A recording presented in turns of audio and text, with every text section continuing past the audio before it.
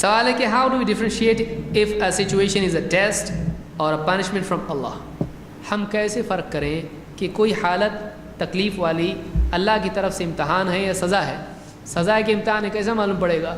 نہیں معلوم پڑے گا، یعنی معلوم نہیں پڑ سکتا. ہم کیسے معلوم کر سکتے ہیں کہ اللہ نے ہم کو سزا دی ہے یا یہ اللہ کی طرف سے امتحان ہے؟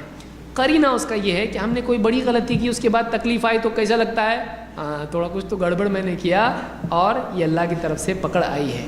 اتنا گمان آدمی کر سکتا ہے، ورنہ یقینی طور پر وہ بھی نہیں ہو سکتا ہے. ہو سکتا ہے اس تکلیف کے ذریعے سے اللہ اس کو گناہ سے پاک کر کے نیک بنانا چاہتا ہے. اللہ کی مرضی، اللہ چاہے. کبھی اللہ کی طرف سے عذاب ہوتا ہے دنیا میں تکلیف کا آنا، کبھی اللہ کی طرف سے اس کے مرتبے کو بڑھانے کے لیے ہوتا ہے کہ جب تکلیف آئے گی تو پاک ہو جائے گا اور اللہ کے قریب ہو جائے گا.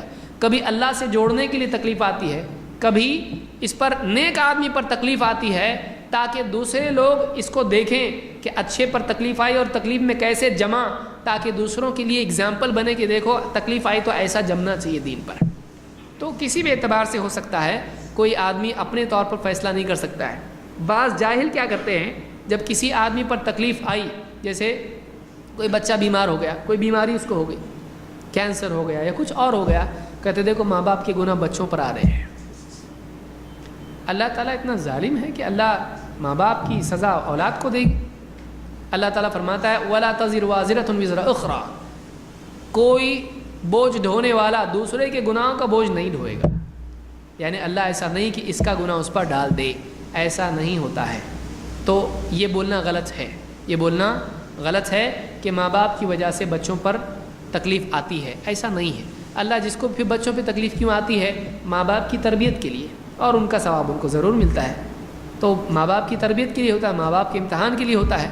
وَلَنَبْلُوَنَّكُمْ بِشَيْءٍ مِّنَ الْخَوْفِ وَالْجُوعِ وَنَقْصٍ مِّنَ الْأَمْوَالِ وَالْأَنفُسِ وَالثَّمَرَاتِ. اللہ نے بتایا کہ اتنی طریقوں سے ہم تمہارا امتحان لیں گے. تو اولاد بھی اس میں آتی ہے. اللہ کے نبی صلی اللہ علیہ وسلم فرماتے ہیں کہ لا يزال البلاء بالمؤمن في نفسه وولده وماله حتى يلقى الله تعالى وما عليه من خطيئة، کہ بندے پر اللہ کی طرف سے جو بھی بلا آتی ہے، فی نفسه وماله وولده، اس کی جان میں، اولاد میں، اس کے مال میں جو بھی تکلیف آتی ہے، اللہ اس کے ذریعے سے اس کے گناہ کو معاف کرتا ہے. تو بچوں پر جو تکلیف آتی ہے، بچوں کو ان کا ثواب تو ملتا ہی ہے، ماں باپ کے گناہ معاف ہوتے ہیں. ماں باپ جب صبر کرتے ہیں، کیونکہ اس کا دکھ ماں باپ کو بھی ہوتا ہے.